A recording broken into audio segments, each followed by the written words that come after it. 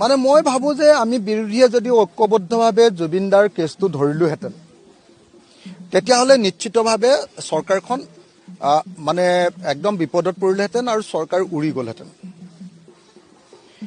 কিন্তু আপোনালোকে নিজেই কৈছে যে আপোনালোকে নিজেই ঘোষণা কৰিছে যে মইহে এক্টিভ হৈ আছোঁ।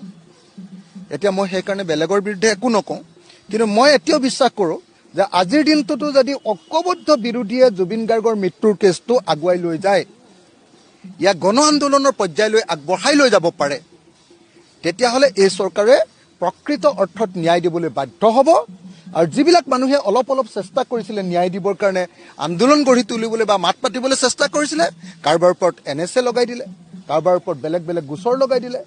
আৰু এতিয়া মোকো চেষ্টা কৰিছে, মই যিহেতু অকলশৰীয়াকৈ মাতিবলগীয়া হৈছে, আন কোনেও মতা নাই, গতিকে মোৰ ওপৰতো এটা ডমিনেট কৰিবৰ কাৰণে মোকো হেঁচা প্ৰয়োগ কৰি ভয় খুৱাবৰ কাৰণে চেষ্টা কৰিছে। কিন্তু হিমন্ত বিশ্ব শৰ্মাই নাজানেই যে মই কেতিয়াও ভয় নাখাওঁ।